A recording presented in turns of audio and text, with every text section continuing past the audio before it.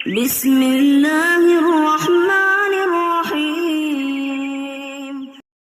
الحمد للہ رب العالمین الصلاۃ والسلام علی رسولہ الکریم وعلی آلہ واصحابہ اجمعین الی یوم الدین اما بعد۔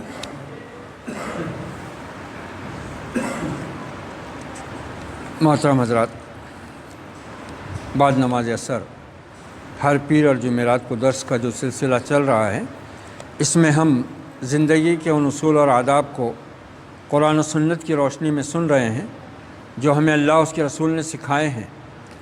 اور آپ نے دیکھا کہ اب تک جتنے آداب ہمارے سامنے آئے وہ کتنے بابرکت اور خیر اور برکت کا ذریعہ ہیں، اور ان پر عمل کرنے سے انسان کے کردار میں، انسان کے اخلاق میں ایک خوبصورتی اور ایک کشش پیدا ہوتی ہے۔ دیکھو، دنیا کا ہر انسان جو ہے نا، برے سے برا بھی کوئی انسان ہوگا، بہرحال وہ اچھائی کو پسند کرتا، کتنا بھی برا انسان ہو، اچھائی کو پسند کرنا اس کی فطرت میں ہے۔ اور ہر اچھے انسان کے اندر برائی کرنے کی طاقت موجود ہے، کیونکہ انسان کو یہ دونوں قوتیں اللہ تعالیٰ نے دی ہوئی ہے۔ وہ برائی بھی کرنے کی اتنی طاقت رکھتا، نیکی کرنے کی بھی اتنی طاقت رکھتا انسان۔ اب یہ انسان کے اوپر ہے کہ وہ اللہ تعالیٰ کی بخشی ہوئی ان دونوں طاقتوں سے کیا کام لیتا ہے۔ یعنی اس کی مثال یوں سمجھ لو کہ یہ جو ہم کو اللہ تعالیٰ نے قوت دی ہے نا اچھا برا کرنے کی، یہ کرنٹ ہے۔ اب اس کرنٹ کو تم صحیح استعمال کرو، پنکھے میں ڈالو وہ چالو ہو کے ہوا دے گا، بلب میں چھوڑو وہ روشنی دے گا، ہیٹر میں چھوڑو وہ پانی گرم کر دے گا، چولہا گرم کر دے گا۔ اور اس کو کسی انسان میں چھوڑ دو، اس کو مار ڈالے گا، اس کو مار ڈالیں گا وہ۔ تو ایک ہی چیز کے اندر اللہ نے اچھائی کی بھی اتنی قوت رکھی ہے، برائی کی بھی اتنی قوت رکھی ہے، اور انسان کو یہ آزادی اور اختیار ہے کہ وہ اس چیز کا استعمال کیسا، کب اور کس طرح کرتا ہے۔ بس پھر یہی چیز اچھی اور بری ہوتی ہے جو انسان اختیار کرتا ہے۔ اسی کو علامہ اقبال نے بہت خوبصورت شعر میں یوں بولے نا کہ عمل سے زندگی بنتی ہے جنت بھی جہنم بھی، یہ خاکی اپنی فطرت میں نہ نوری ہے نہ ناری ہے۔ بھائی جہنم میں بھی لے جانے والا کیا ہے؟ عمل ہی ہے نا، اور جنت میں لے جانے والی چیز بھی کیا ہے؟ عمل۔ مگر اب یہ ہے کہ کون سا عمل، جنت والے اعمال کون سے، جہنم والے اعمال کون سے؟ اب عمل تو کرنا ہے، عمل ہر حال میں انسان کو کرنا ہے۔ اب یہ انسان کے اوپر فیصلہ ہے کہ وہ کون سا عمل اختیار کرتا، اچھا کہ برا۔ جو عمل وہ اختیار کرے گا اسی کا نتیجہ اس کے سامنے آئے گا۔ تو یہ جو اللہ تعالیٰ نے اپنے نبیوں اور کتابوں کے ذریعے ہر دور کے انسانوں کو یہ بات سمجھاتے آئی، اور پھر یہ بات آخر میں ہمارے نبی صلی اللہ علیہ وسلم پر آ کر پوری طرح مکمل کر کے اللہ نے اس کو محفوظ کر کے اعلان کر دیا کہ دیکھو، اب اگر تم کو میری جنت پانا ہے اور میرے عذاب اور میری جہنم کی آگ سے بچنا ہے، تو یہ میں نے تمہارے کو بتا دیا ہے کہ جنت میں لے جانے والا راستہ، جنت میں لے جانے والے اعمال، جہنم کی طرف لے جانے والا راستہ، جہنم میں لے جانے والے اعمال کون سے ہیں، اور تم کو میں نے اب آزادی دے دی ہوئی ہے، تم کو پورا اختیار ہے، تم جس راستے پہ چلنا چاہتے چلو۔ میں کسی کو زبردستی نیکی کی راہ پر لگاتا نہیں، میں کسی کو زبردستی برائی کے راستے پر ڈالتا نہیں۔ ہاں، جو انسان اپنے لیے جو راستہ چنتا میں اس کو وہی راستے کی ہدایت دیتا۔ دیکھو یہاں ہے معاملہ گڑبڑ، یہاں پھنستا انسان، اور یہیں پہ پھنسے گا آخرت کے دن۔ اللہ تعالیٰ وہی بولے گا، میرے بندے دونوں راستے میں نے بتا دیا تھا کہ نہیں اپنی کتاب اور نبی کے ذریعے، اور انسان بولیں گا پروردگار، تو میں نے زبردستی کسی کو نماز کے لیے مسجد میں اٹھا کے پھینکا کیا؟ میں نے کسی کو زبردستی زنا کے اڈے پہ، شراب کے اڈے پہ لے جا کے پھینکا کیا؟ یہ تیرا اختیار، تو نے اختیار کیا، یہ تیرا عمل تھا میرے بندے، تو دونوں میں آزاد تھا۔ تو میرے گھر میں آ کر میری عبادت کے لیے بھی آ سکتا تھا، اور تو میری نافرمانی کرتے ہوئے برائی کی جگہ پہ بھی جا سکتا تھا، کیونکہ جو پیر میں نے تجھ کو دیے تھے وہ تیرے پابند تھے، تو ان کو جدھر لے جاتا جائیں گے وہ. ان کو ابھی تو کچھ نہیں دیا اللہ نے، مگر آخرت میں ان کو بھی زبان دے گا، یہ پیروں کو ہاتھوں کو زبان دے گا اور پوچھیں گا بتاؤ اے پیروں، بتاؤ اے ہاتھوں، میرے اس بندے نے تم سے کیا کیا کام لیا. یہ بولنا شروع کر دیں گے. تو یہ سب ہمارے سامنے واضح ہے. یعنی کل آخرت میں انسان کے پاس اللہ کے غصے سے، اس کے غضب سے بچنے کا بہانہ کوئی نہیں. ہاں، اللہ کی رحمت بہانہ ڈھونڈتی ہے بندے کا. اس کو اپنے بندے کا کوئی نیک عمل پسند آ گیا، چھوٹا یا بڑا، اور اس کی رحمت جوش میں آ گئی، وہ بولیں گے جا میرے بندے تیرے کو معاف کیا، جنت میں داخل ہو جا. وہ اور بات ہے. ورنہ انسان کے پاس تو بہانہ کرنے کی کوئی گنجائش نہیں. اس واسطے ہم کو چاہیے کہ ہم کو اللہ اس کے رسول نے جو بھی حکم دیا ہے، جس بات کی بھی تعلیم دی ہے، اس کو ہم چھوٹا نہ سمجھیں، معمولی نہ سمجھیں. یہ کوئی خاص بات نہیں. ہر چیز اہم ہے. ہم نہیں جانتے کہ ہمارے اللہ کو، ہمارے رب کو ہمارا کون سا نیک عمل کب بہت بھا جائے اور اس پر یہ ہماری بخشش ہو جائے. اور ہم یہ بھی نہیں جانتے کہ ہمارا کب کوئی گناہ اللہ کے غصے کو بھڑکا دے اور ہماری نیکیوں کو جلا دے اور ہم کو جہنم میں پہنچا دے. اس واسطے اللہ نے کیا کہا؟ فاتقوا اللہ ما استطعتم. اللہ سے ڈر کر اس کی نافرمانی سے بچتے ہوئے، اس کی فرمان برداری کرتے ہوئے جیسی اور جہاں تک زندگی گزار سکتے ہو میرے بندو گزارو. میں تمہارے نیک عمل کو قبول کروں گا، پھر تمہاری برائیوں کو تم سے دور کر دوں گا. یہ وعدہ ہے سر، مگر کرنا پڑے گا نا کچھ. اللہ تعالیٰ یوں ہی نہیں بول رہا کچھ بھی کر کے آؤ بس میں رحیم ہوں بخش دوں گا. وہ بول رہا کچھ لاؤ، لاؤ، کچھ لاؤ. بغیر اس کی کیسا ہوں؟ ہم ادھار لیتے ہیں نا کوئی چیز گروی رکھ کے. اللہ میں نے کیا بولا؟ کل نفس بما کسبت رہینۃ. تم میں کا ہر بندہ، ہر انسان، مرد ہو یا عورت، وہ اپنے عمل کے بدلے اللہ کے ہاں گروی رکھا ہوا ہے. اب وہ وہاں جائیں گا، اپنے عمل دے کے وہ اپنی چیز چھڑائیں گا. اب وہ چیز جنت ہو یا جہنم. کل نفس بما کسبت رہینہ. ہر چیز، ہر نفس، ہر شخص جو ہے نا اپنے عمل کے بدلے گروی ہے. اور اللہ تعالیٰ بول رہا ہے میرے بندو میری رحمت سے مایوس مت ہو. ہاں، تم کوشش کرو، میری نافرمانی سے بچنے کی جتنی کوشش کر سکتے کرو اور بچو نافرمانی سے. اور میری فرما برداری، میرا ذکر، میری بندگی، میری اطاعت جہاں تک کر سکتے کرو. میں قدردان ہوں، میں قدر کرتا ہوں تمہاری نیکیوں کی، اور پھر میں بخشنے والا بھی. اب کچھ بھی نہیں، نیکیاں بھی نہیں، گناہ بھی نہیں، الٹ ٹپ جانور کیسی زندگیاں گزر رہی ہے، کما رہے، کھا رہے، پی رہے، گھوم رہے پھر رہے، کوئی لینا دینا نہیں آخرت سے، اس سے اس سے. تو ایسی تھوڑی غفلت والے تو گئے جہنم میں. ہم انسان اتنے کمزور ہے کہ ہم اتنا عمل کر ہی نہیں سکتے جس سے ہم کو جنت ملے. یہ اللہ کا کرم ہوگا، مگر کرم کب ہوگا؟ جب ہم کوشش کریں گے کچھ. تو یہ اس واسطے ان چیزوں کو ہم بالکل معمولی نہ سمجھیں. ان چیزوں سے ہمارے اندر بہت تبدیلی آتی ہے، ہمارے ایمان میں مضبوطی آتی ہے، ہمارا دین مستحکم ہوتا ہے، ہم کو اللہ کی اور اس کے رسول کی اطاعت کرنے کے لیے اس سے طاقت ملتی ہے. یہ تو پچھلے ہم نے دیکھا سلام کے آداب اور اس کے کیا معنی اور مطلب ہیں. آج جو عنوان ہے اس کا ہے عنوان اجازت طلبی کے آداب. کتنا پیارا دین ہے ہمارا، کیسی تعلیم ہے. دیکھو کہ کسی کے ہاں اگر ہم جائیں ملنے کو تو ہمارا دین دیکھو کیسی تہذیب سکھا رہا ہے. نمبر 1، ملاقات کی خاطر اجازت طلب کرنے والوں کو چاہیے کہ وہ ملاقات کے لیے مناسب وقت کا انتخاب کریں. منہ اٹھائے کوئی بھی وقت میں کسی کے ہاں بس چلے. ارے کسی کے کھانے کا وقت ہے، کسی کے آرام کا وقت ہے، کسی کے ضروری کاموں کا وقت ہے. نہیں، ان کا ہوا کام انہوں نکلے.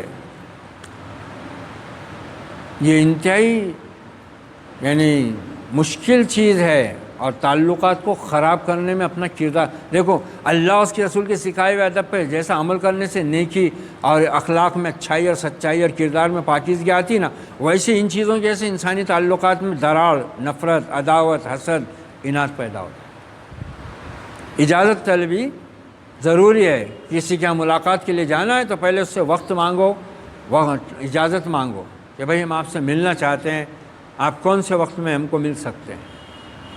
سامنے والا بولے گا بھئی فلاں وقت آ جاؤ تو کوئی مسئلہ نہیں ہے، آپ بھی اطمینان سے جا سکتے، وہ شخص بھی اطمینان سے آپ سے مل سکتا. لیکن کبھی بھی اٹھے چھٹے کی چلے. گھروں کے ہر ایک کے گھر کے نظام الگ رہتے.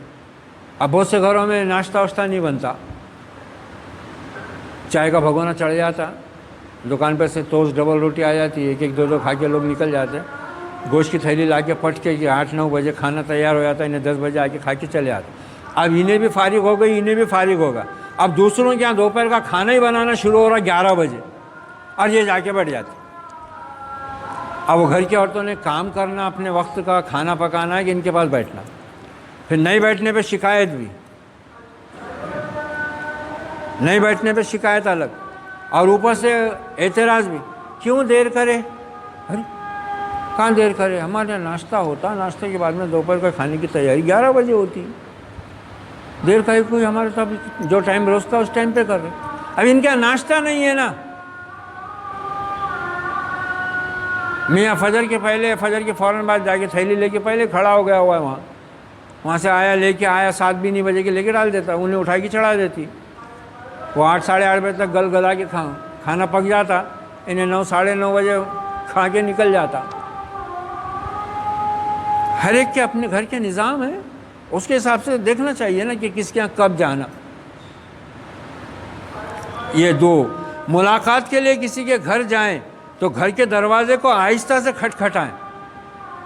بعض لوگ تو ایسا کنڈی مارتے ایسا لگتا ہے دروازہ توڑتے کیا ہے، اور ذرا دم صبر پکڑتے نہیں، کھٹاکھٹ مارتے رہتے. جیسا کوئی آدمی ان کو معلوم ہے انہوں نے پہلے وحی کے ذریعے فرشتے کو بھیج کے کان میں بولنے لگا دیے، دیکھ میں آ رہا ہوں، دروازے کے پاس کھڑے رہے، میں بجا رہا ہوں. آدمی گھر میں اندر ہے، کمرے میں ہے، کچھ پڑھ رہا ہے، استنجا وغیرہ کو گیا ہوا ہے. آہستہ کھٹکھٹاؤ آواز گئے جیسا، اور تھوڑا کھڑے رہو، انتظار کرو ایک بار کھٹکھٹا کے. نہیں، کھٹ کھٹ کھٹ کھٹ، اور اوپر سے آواز بھی نکالتے ہیں. ہے کیا رے؟ گھر میں ہے کیا؟ ابے مر گیا کیا؟ پڑوسیوں کو، رستے پہ اگر مکان ہے تو رستے سے چلنے والوں کو کیا ہمارے بارے میں معلوم ہو رہا؟ کیا معلوم ہو رہا؟ اسلام ہمیں کیا تہذیب سکھا رہا ہے؟ اگر کالنگ بیل ہو تو 1 2 یا 3 بار بجانے پر اکتفا کریں. بڑے گھروں میں جو بیل لگی ہوئی رہتی نا تو اس پہ لوگ ہاتھ رکھ دیے تو اٹھاتے نہیں بہت سے، وہ بجتے رہتی ادھر. اور بہت سے لوگ ایسے بس مارے، انگلی اٹھا کے پھر مارے، انگلی اٹھا کے پھر مارے. گھر میں لوگ پریشان ہو جاتے ہیں کہ کون ہے، کیا مصیبت آ گئی. اور اس کو لوگ یا تو مذاق سمجھتے ہیں یا پھر یہ تو سبھی کرتے ہیں. ایک بار دباؤ، تھوڑی دیر انتظار کرو، پھر ایک تھوڑا سا انتظار کر کے دوسری مرتبہ دباؤ، پھر تھوڑا رک جاؤ، پھر تیسری مرتبہ دباؤ، پھر رک جاؤ. پھر بھی نہیں کوئی آتا کھولتا دروازہ، آواز نہیں آتی، سمجھ جاؤ کہ گھر میں کوئی شاید مرد نہیں ہے، عورتیں ہی ہیں، واپس ہو جاؤ. یہ قرآن کہتا ہے.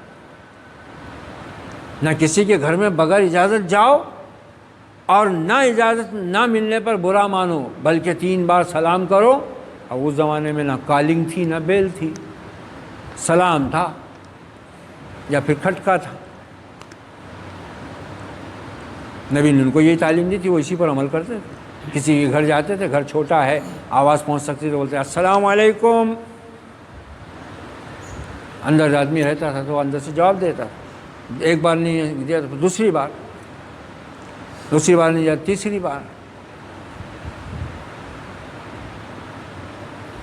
ایک صحابی امیر المومنین حضرت عمر فاروق رضی اللہ عنہ کے پاس آئے اور دروازے پہ کھڑے کے انہوں نے سلام کیا، تھوڑی دیر رکے، جواب نہیں آیا۔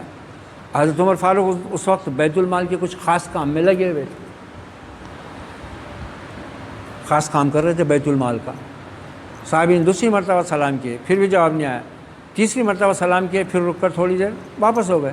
ایک دم حضرت عمر کو خیال آیا، ارے کسی نے میرے کو سلام کیا تو شاید باہر ہی کھڑا، تو دوڑتے ہوئے آئے تو جا رہے، ارے کہاں ادھر آؤ ادھر ادھر، کہا کیوں جا رہے؟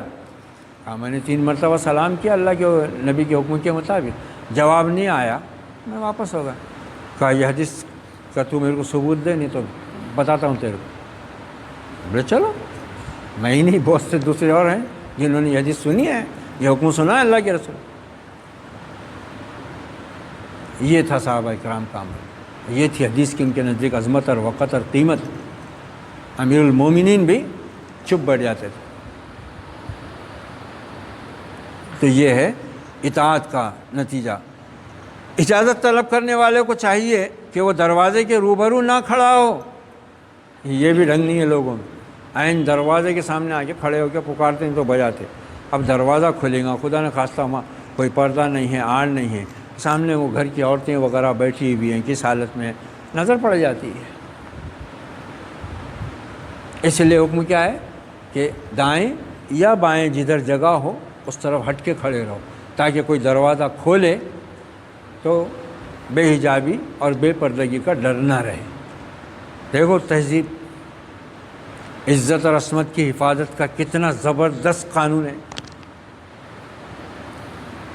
عورتوں کو، لڑکیوں کو آدھا ننگا بدن کر کے نکال دیے، اور پھر ریپ کے کیس ہو رہے ہیں تو چیخ مار رہے ہیں،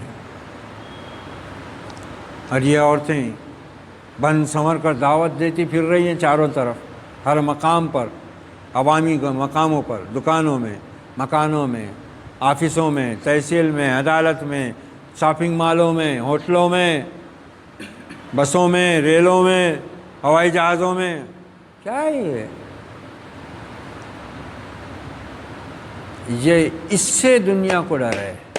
اسلام دشمنی کی اصل وجہ یہ چیزیں ہیں۔ وہ دنیا کو تباہ کرنا چاہتے ہیں، وہ دنیا میں انارکی پھیلانا چاہتے ہیں، وہ دنیا میں بے حیائی کو عام کرنا چاہتے ہیں، وہ دنیا میں اسی پتھر کے زمانے کے نظام کو لانا چاہتے ہیں جب عورت بھیڑ بکریوں کی طرح حیثیت رکھتی تھی، اس سے بھی بدتر حیثیت اس کی تھی۔ وہ یہی چاہتے ہیں، اور ان سب کے لیے رکاوٹ کون ہے؟ اسلام۔ یہ ہے دشمنی کی وجہ، دشمنی کی وجہ یہ۔ دنیا میں اگر ان کی ان تمام ظالمانہ، دہشت گردانہ، بے حیائی کی تمام باتوں کا جو وہ دنیا میں لانا چاہ رہے ہیں، اگر کوئی دشمن ہے تو وہ اسلام ہے، اس لیے وہ اسلام کے دشمن ہیں۔ نام نہاد مسلمان بھی دشمن ہیں اسلام کے، ان کو بھی پسند نہیں ہے اسلام کی یہ تعلیمات۔ تو یہ ہے دیکھو، بلکہ دائیں یا بائیں جانب کھڑے ہو تاکہ اس کی نظر گھر میں موجود کسی ایسی چیز پر نہ پڑے جس کا دیکھنا گھر والوں کو ناپسند ہو۔ نبی کریم صلی اللہ علیہ وسلم نے فرمایا ہے، اجازت طلب کرنا اس لیے مقرر کیا گیا ہے تاکہ نامحرم پر نظر نہ پڑے۔ بخاری مسلم۔ کسی کے گھر یا کمرے میں داخل ہونے سے پہلے دروازے پر کھڑے ہو کر پہلے سلام کریں، پھر اندر آنے کی اجازت طلب کریں۔ رواہ ابو داؤد۔ نمبر 5، اجازت 3 مرتبہ طلب کریں، اس پر کوئی جواب نہ ملے تو واپس ہو جائیں۔ بخاری مسلم۔ یہی بات تھی وہ جو صحابی رسول نے حضرت عمر فاروق کو سنائی تھی۔ اجازت طلب کرنے والے سے جب پوچھا جائے کہ تم کون ہو تو اسے چاہیے کہ وہ اپنا معروف نام بتائے، اس کی بجائے میں کہنا غلط ہے، اور یہ اکثر لوگوں کی عادت رہتی، میں کون ہے، میں، ارے تو میں کون؟ نام بتانا اپنا۔ اور اس میں بیچارے وہ ہمارے ایم پی والے تو رہے تو ان کی ہندی بھاشا میں تو میں بھی نہیں بولتے، وہ تو میں، اور کہ بکری ہے کیا ہے، کون ہے، میں، ہاں نام بتاؤ، کون ہے کیا ہے، نام بتاؤ، میں ہوں، ہاں میں ہوں تو کیا تو کوئی تحفہ ہے؟ میں ہوں بولے تیری بہت پہچان نہیں، تو میں ہوں، نام بولنا ہے کہ میں ہوں، تاکہ سننے والوں کو زیادہ شش و پنج میں مبتلا نہ ہونا پڑے۔ اگر اجازت طلب کرنے والے سے کہا جائے کہ لوٹ جاؤ تو اس کو لوٹ جانا چاہیے۔ آج کر کے دیکھو کسی کے ساتھ ہے، ہے جس کی چاہے قسم لے لو، اس سالے کے دروازے پہ پاؤں رکھا تو بولنا کیوں رے کیا ہوگا؟ ارے میرے کو واپس جاؤ بولا بھائی، کیا ہوگا بھائی؟ تو ہو سکتا ہے وہ بیچارہ کسی ضروری کام میں ہو.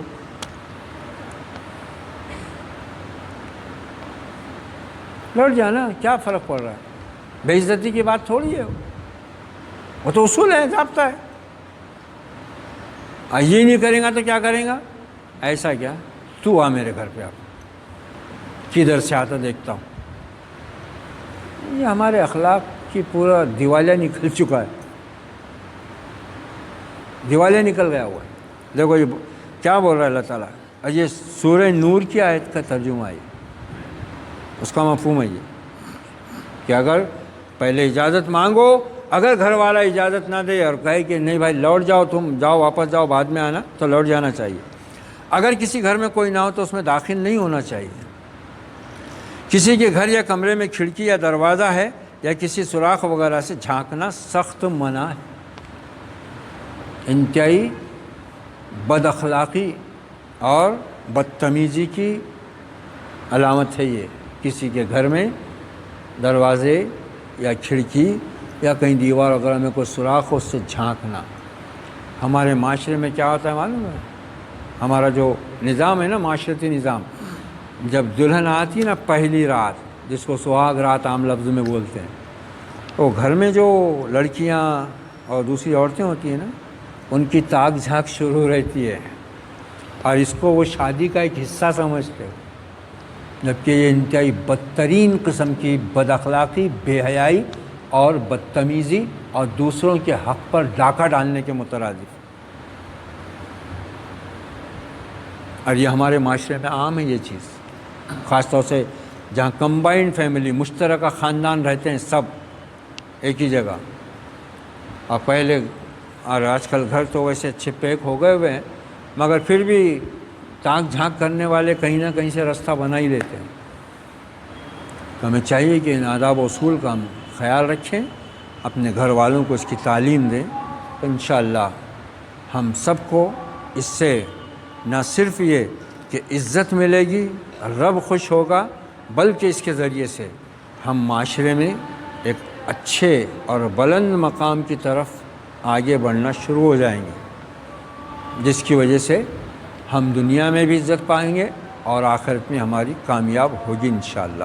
اللہ تعالیٰ ہر مسلمان کو اپنے اور اپنے نبی پاک کی ان تعلیمات کو سننے سمجھنے کے ساتھ عمل کی توفیق بھی عطا فرمائے.